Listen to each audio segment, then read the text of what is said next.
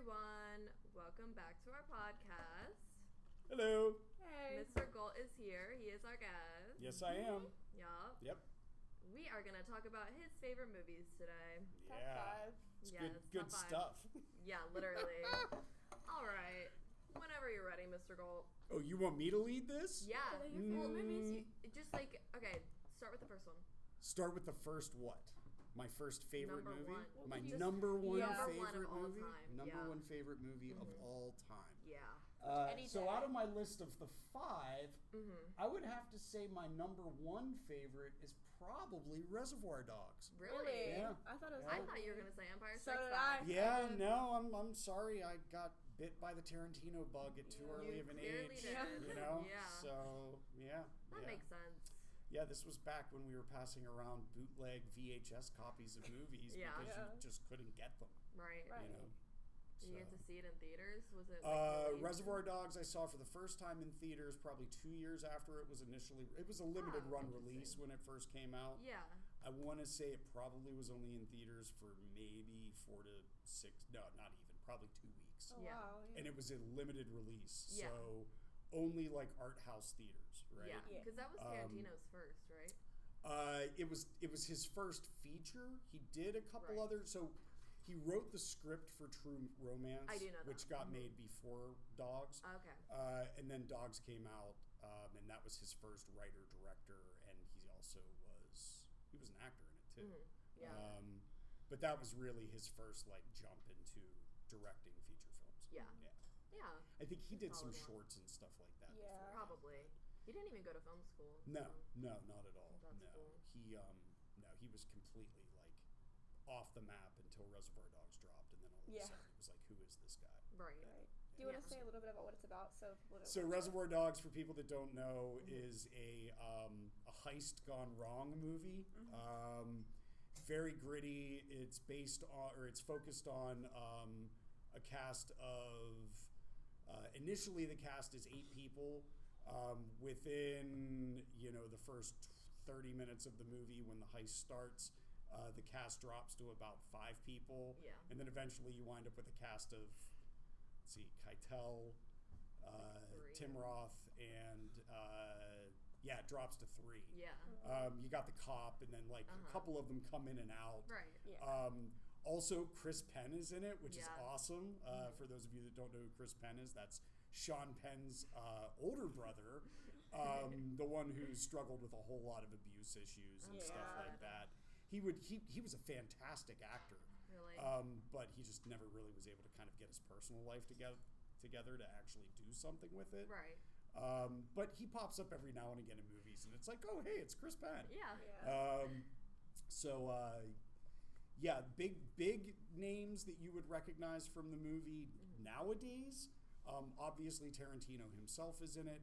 Harvey Keitel. Roth. Harvey Keitel, Tim Roth. Yeah. Let me think who else is in it. Yeah. Chris Penn, Michael Madsen.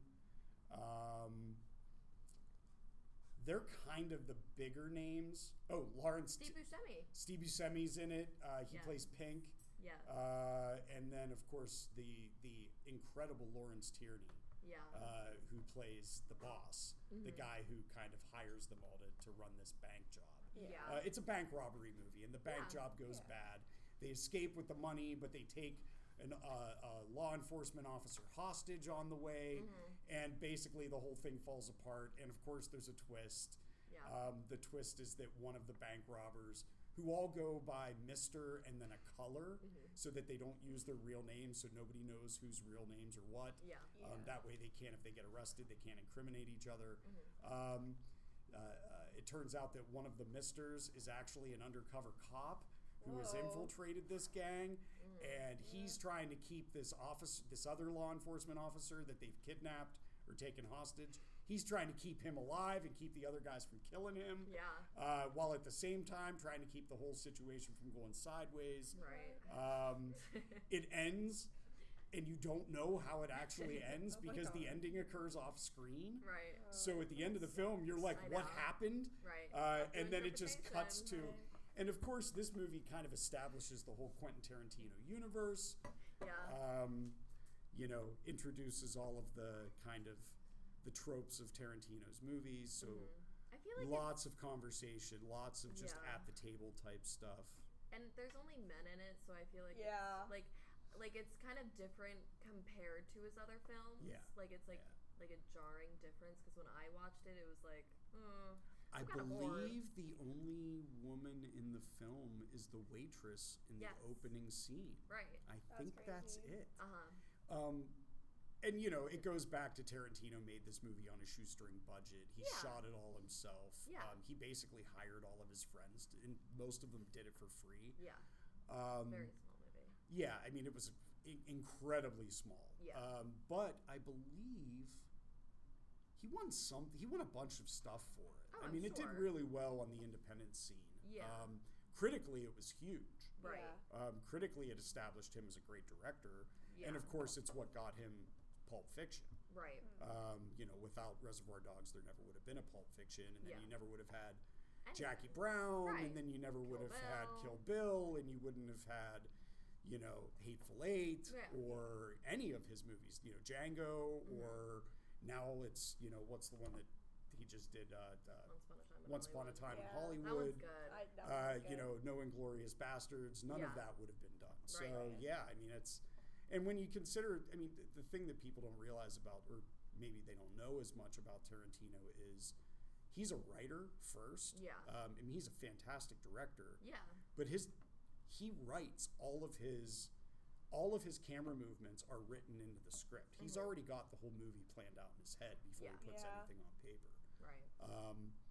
So he takes that talent and he applies that to a lot of other directors and other producers' films. So he does as much script doctoring for other people Yeah. and kind of behind the scenes work as he does on his own films, which is cool. Right. Yeah. So that's why his influence, it's not just other production companies and other directors kind of using him as inspiration. He Right. directly has a hand in a lot of what goes on in Oh, Hollywood. absolutely. So yeah. Yeah. All right. What's the next film? I would say second in the list would probably be Empire Strikes Yeah. Back. Yeah. I was gonna That makes say. sense for you. If it, Right on in brand. honestly, I would say Empire and Reservoir Dogs would be tied for first Yeah. if I had to pick. That's solid. In my opinion, Empire Strikes Back, other than Rocky 2, Empire Strikes Back is one of the few times where the sequel was better than the original. Yeah. The first Star Wars movie, 77, A New Hope, Episode 4, Yeah. because Lucas couldn't make the first three movies because, technologically Hollywood hadn't advanced to the point yet where he could actually put on screen his vision Yeah. of what those first three movies were supposed to be. Which is why you start in the fourth movie, Yeah. which was weird, Yeah. right? Very odd. And then by the time you get to the late 90s, early 2000s, now the technology's caught up. He can go back and make the first three movies. Right. I didn't know that that's why it was all backwards. Yep. Yeah, it was all about the technology. He wow. just I felt didn't he know that. couldn't Yeah. do well because if you think about what the first, episodes 1, 2, and 3, what are now called the prequels, right? You think about how technologically advanced the civilizations are, Yeah. Right. Yeah. right? Yeah. How do you in the 1970s you couldn't have put that on Yeah. screen? It would have No. looked weird. Yeah. But a ragtag rebel group fighting against, a newly created empire, you could get away with that. Yeah. Even that being said, Lucas did more for special effects in making that first movie Yeah. than any other director or any other producer had done for anything since, right? Absolutely. Yeah. He basically stole, a lot of people don't know, he stole, well, he didn't steal. He hired, so in 1975, a director from Argentina, living in Spain, his name's Alejandro Jodorowsky. Yeah. He decided, he got the rights to make the Dune movie, right? Which, Yeah. by the way, David Lynch ended up making. Yeah. Yup. And My favorite. he tossed all of Jodorowsky's ideas I out the know. window, and then Not he made his good. own version, and it's a horrible version. Terrible. And then, Denis Villeneuve made his version of amazing it, one. right? Yeah. With Timothy Incredible. Chalamet Bing Bong and, Zendaya and all those people. You're right. Yeah. And that one's great. Yeah. And even then, it took 3 hours to do the first half of the first book. Yeah. Yeah. Okay. Uh-huh. David Lynch tried to squeeze an entire book into a 2-hour movie. Like, yeah. Of course, it was cut by the studio. Yeah, the studio did not let him go in the creative direction that he wanted. I think it would have been crazy if there was a lot of outside influence from the studio, unfortunately, with Lynch's version. Yeah. And you also have to remember, though, that David Lynch thought like having the guy that did the Chariots of Fire soundtrack would be great for a Dune movie, right? Yeah. Like Vangelis did the soundtrack. He had like Kansas do songs for it, so there was like 80s arena rock in the soundtrack. Yeah, it's a bad movie. It's a bad movie. Lynch is amazing, but when he gets it wrong, he really gets it wrong. Yeah. Yeah. So anyways, to get back to my main point, Jodorowsky, when he was working on Dune and trying to create his vision of it, even though it never got made, all of the people that were involved in the special effects and the art and the design and everything, right? They were all, they had the whole movie basically created other than starting the film. Yeah. Everything was done. Yeah. What ended up happening was all the people that Jodorowsky had assembled to make this Dune movie that never got made went off and did other projects, right? So some of them went and worked on Alien. Right. Some of them went and worked on Star Wars. Some of them went and worked on Blade Runner. And all of Jodorowsky's ideas and all of the ideas that came out of the art team and the special effects teams for that unmade Dune film ended up getting used in all those other movies. Right. Yeah. So if you look at Jodorowsky's Dune book, which there you can find it online, right? The designs for like the House Harkonnen territory, right, are the same designs that end up getting used for the alien spaceship in Alien. Oh, okay. The Death Star in the Star Wars films is straight out of Jodorowsky's Dune movie. Right. The whole idea of like there being this like magical energy in the universe. And Luke Skywalker representing the culmination of that magical energy, and he's going to save the universe from the powers of darkness. Right. That is straight out of Jodorowsky's Dune book. Right. So it's cool that an unmade science fiction film ends up becoming the most influential, concept that will, the ripple effects of that unmade film and what it did to modern cinema, especially science fiction, right? It's never been replicated again. No. It's never been replicated again. And in fact, if you go and if you listen to interviews with like Nicholas Winding Refn, or you listen to interviews with what's his name, the Inception guy, Christopher Nolan. Yeah. They both credit Jodorowsky's Dune Right. as the inspiration for what they end up doing later on. Yeah. So Which it's is like the greatest cool. movie never Yeah, made. it's like every director knows about this book, right? Right. And he literally wrote the movie book for the whole film. Yeah, it's like the Every blueprint. shot completely drawn out. Oh, wow. Yeah. Every character designed, every bit of dialogue written. Jeez. And Nicholas Winding Refn, who directed Drive and he directed Only God Forgives. Yeah. He has a new series out on, I think it's on Netflix maybe, or Hulu. I did not know that. He's a bizarre Dutch filmmaker, right? But he does great stuff. Yeah. And he did a whole documentary on Jodorowsky's unmade Dune film, right? Which I highly recommend everybody go and check out. Yeah. Because when you see the connections between an unmade film and the last 45 to 50 years of cinema, it's incredible. I mean, it's absolutely incredible. Great. So anyways, Yeah. to bring it all back around to Star Wars, Empire. Empire used a lot of the special effects that would have wound up in the Dune film. They used a lot of the vehicle and ship design that would have wound up in the Dune film. Yeah. They used a lot of the costuming and character design that would have wound up in the Dune film. Right. And, in my opinion, because of that, it makes the sequel better than the original movie, Yes. right? Yeah. And I like Empire. The reason it's so high in my list is because it's one of the few times where the sequel to a very huge Hollywood, a lot of younger people don't remember or weren't around for the phenomenon that was the first Star Wars Oh, movie, yeah. right? It was crazy. It was a small, basically an independent film, Yeah. right? It was like a student film in a lot Yeah. of ways.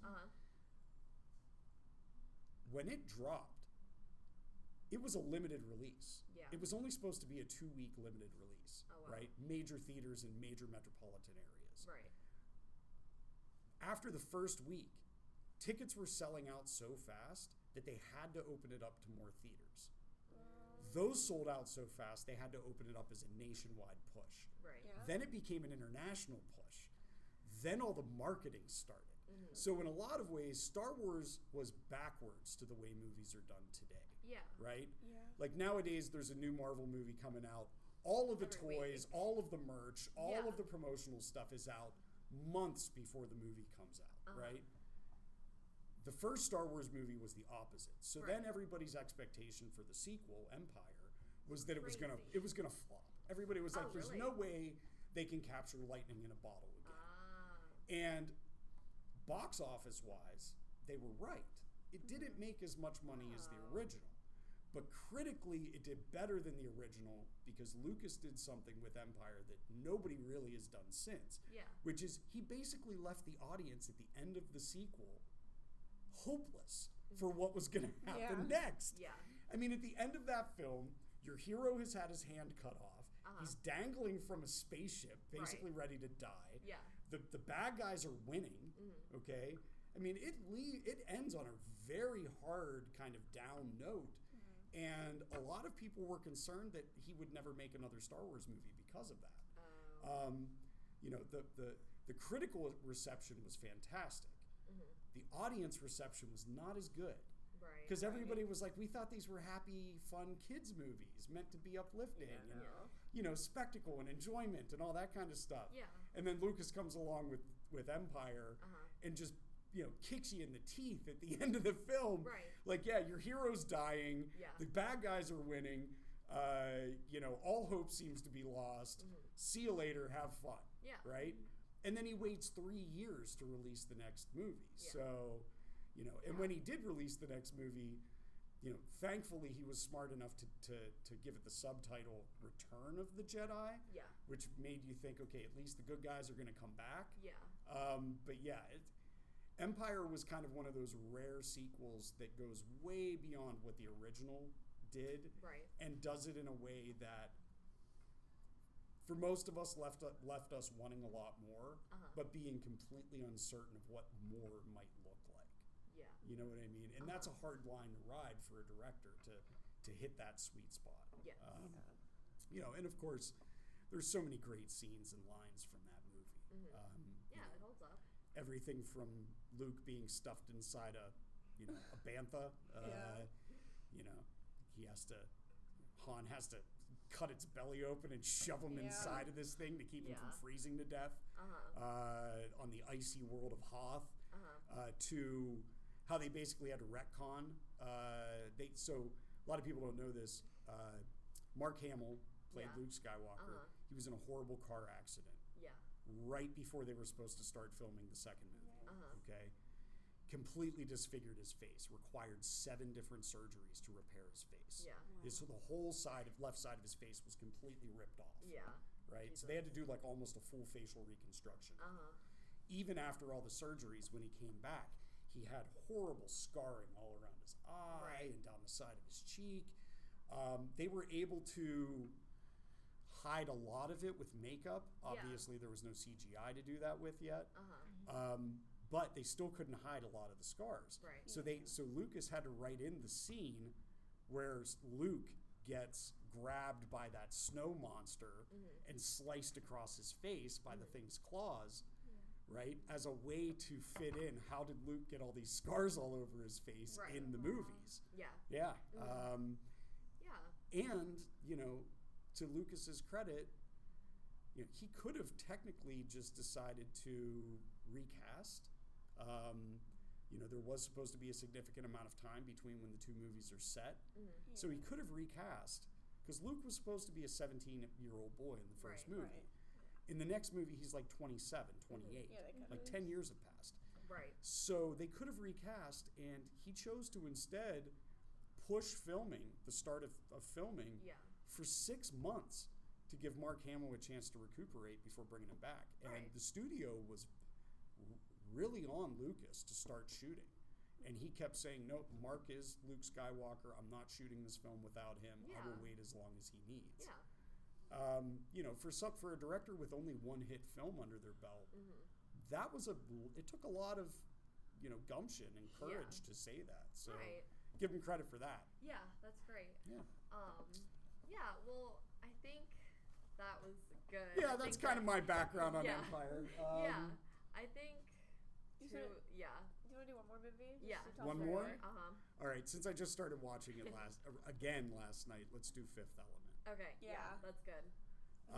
Have you guys seen The Fifth Element? I have. You have. Yeah. Okay, have you seen it? My dad talked about Your it. dad talks about it. Have you ever seen I've it? never even heard of it. Okay, so Oh. The Fifth Element, for those just quick rundown, it's a science fiction film directed by Luc Besson. I want to say is it 98, 99? 97. 97, okay. So 1997, obviously this is pre a lot of the CGI stuff. Yeah. And Besson, So ahead of its time. yeah, very ahead of its time. And Besson, he specifically chose not to use even the kind of CGI that existed, except for a few certain scenes where it's like space battle type stuff or like big spaceships. Exactly. But the film is a masterclass in practical effects. I mean, it's so beautifully done. Yeah. Everything is costumed. Everything is set design. Everything is real effects, Yeah. not computer generated. Yes. Okay.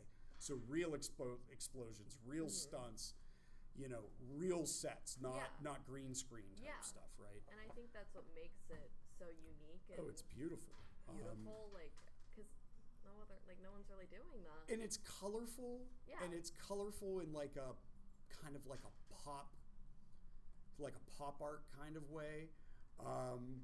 It's irreverent. It's funny. Yeah. It's Yeah. meant to be funny. Yeah. It does not take itself seriously. The cast is. I don't know that you've ever seen a cast quite like this one. I No. mean, you've got Bruce Willis playing Yeah. the typical action hero, but the role is not a typical action hero. No. You've got Mila Jovovich Yeah. in her first role, Yeah. right? Which is insane. She absolutely knocks it out of the park. Fun fact, the language that her character speaks, that's Yeah. supposed to be like the original language of all civilization, Yeah. was just her completely making stuff up on the fly and babbling. Yeah. None of that was Yeah. written down. She's not actually speaking anything that was written on a Yeah. script. She's just like Yeah. that kind of a thing, right? But she's doing it so well, Yeah. and there's so much emotion and inflection in her tone and in Yes. the delivery that you would think she was speaking a real language, Yeah. Yeah. right? It sounds like a Just like real the language. character. I know. It's got like kind of this feel that it's got like the phonetic feel. It's got the kind of Feels grammatical structure that makes it feel like a real language. Which Yeah. is cool. And the costume design of that movie. Oh yeah. By John I've Paul seen Gaultier. pictures. Well, I was gonna say Gaultier did He's the incredible. right. That's what I love about Besson is he Yeah. he just goes to the best fashion designers in the world Yeah. and says, do the costumes for me. Yeah, and I think more movies need to do that, I think. And that's Yeah. something that he's repeated on other films. Like he did Yeah. that with Valerian in the City of a Thousand, or the Yeah. what is it? The City of a Thousand Planets or whatever it's called. I Sounds forget. right. That Don't was know. another really fun Yeah. movie. Yeah. He's done that with. He's done that pretty much with all of his films. Yeah. Of bringing in high-end fashion people. Uh-huh. Of course, having as the female lead in the film a fashion model was a good choice, Yeah. right? Yeah. Because then you've got all those connections. Yeah. Exactly. And in fact, if you watch the film today, you might pick up on how many like Paris Fashion Week that level runway models are in the film as just Yeah. one-off kind of ancillary people Yeah. in the background that don't even say a line and are just kind of standing there. Uh-huh. So the extras in the film are like half the people walking the runway at Paris Fashion Week. Right. Incredible. Cool. Story-wise, to bring it back around to Jodorowsky, The Fifth Element, the script and the story, is based on a graphic novel written by Jodorowsky Yeah. and drawn by Mobius, Yeah. All right? It was a French graphic novel called The Inkle. Yeah. Right now, Taika Waititi is making the Inkle movie. Okay. Okay? Yeah. So when that comes out, Yeah. watch The Fifth Element first. Yeah. Then go see Taika Waititi's The Inkle. Yeah. There will be so many direct parallels between my the two. God. The Inkle literally starts with the main character is a cab driver Yeah. in a futuristic New York City, Yeah. and a all-powerful supreme type being person crashes through the roof of his cab.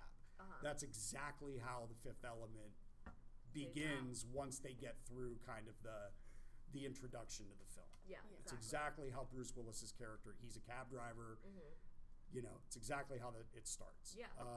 There are so many visual connections in terms of Mobius's artwork and what Besson did in the film. Yeah.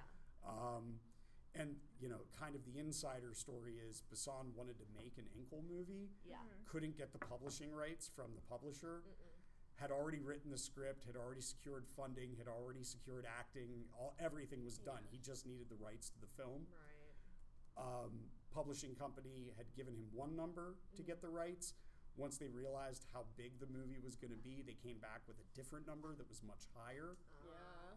His financiers backed out Yeah. when they heard how much it was going to cost. Right. The whole thing collapsed. He took the script, rewrote it as The Fifth Element, and basically made a movie inspired by this graphic novel, but not directly based on it. Yeah. Yes. So, It's great. yeah, it's a wonderful, I mean, Gary Oldman Yeah. Yeah. plays the bad guy. I mean. How much better can it get when I Gary know. Oldman plays the bad guy, Right. right? Peak. And you've got space aliens, and Yeah. you've got, you know, battles between, you know, spaceships, armadas of spaceships, and Yes. you've got, you know, there's romance, and there's saving the universe, and there's all this stuff, but it never takes itself too seriously. Yeah. It always has this kind of like tongue-in-cheek aspect to it. Yeah. Yes. You know, it's very irreverent. It takes a lot of the science fiction tropes and kind of flips them upside down. Yeah. It makes fun of them in a respectful way, which is a lot of fun. Yes. As opposed to like just being outright, you know, mocking. Right. Satirical, which yeah, made it yeah. too. I mean, honestly, in my opinion, it's probably in the top 5 science fiction movies ever Oh, made. absolutely. Yeah. Easily. Yeah. Yeah. Well. It's divisive, like Yeah. all of Besson's Yeah. movies. Right. It's very divisive. Yeah. But you know, what other movie are you going to find? What other movie are you going to find that has Bruce Willis, Tim Roth, Mila Jovovich, Chris Tucker? Yeah. Okay, Yeah. Chris Tucker. He's Think about great. that, Yeah. right? You know, and Tiny Lister, right? Who played Zeus in Friday Yeah. with Ice Cube Yeah. and Chris Yeah. Tucker, right? Like he went from being, you know, the bad guy on the block, Debo, right, in Friday, to now being the president of the known universe Yeah. in The Fifth Element, Yeah. right? And it's so good. beautifully Yeah. done. Yeah, It's great. so good. Yeah. Those are really good. Yep. All And three. I Yeah. think some of the strongest supporting roles too. So yeah, definitely Yeah. go check those 3 movies out. Please. It's definitely Please. worth it. And then They're so good. honorable mentions, 12 Honorable Monkeys and mentions, the of course, Goonies. The Goonies and 12 Monkeys. Yes. We're going to get into them because we don't have time. Yeah. But Yeah, if you want to see Brad Pitt be in a movie where you won't even recognize him as Brad Pitt, watch 12 Monkeys. Yeah. Because it is, if you want to see a movie about disease wiping out all of humanity, which we just came pretty close to a few years back, Yeah. Right. and you want to see Brad Pitt as an eco-terrorist who Check it unleashes out. this disease on humanity, yeah, go check out 12 Monkeys. Yeah. The Goonies is a classic. I Yeah. think. And I think Goonies, of everyone- course. Yeah. No words. No words. Well, I mean, you know, just look at who came out of that, right? Right? So you've got Ke Huy Quan, Yeah. who just won Yeah. for We Everything just talked Everywhere about All at that. Once. Josh Brolin, who went on Right. to become Thanos, Right. right? Yeah. And Sean Astin, who was Samwise Gamgee in the Lord of the Rings movies. Yeah. Making Right? stars. Great. Yeah, literally. Pretty cool stuff. Solid. Very good. And Molly Thank you. Ringwald. Yeah.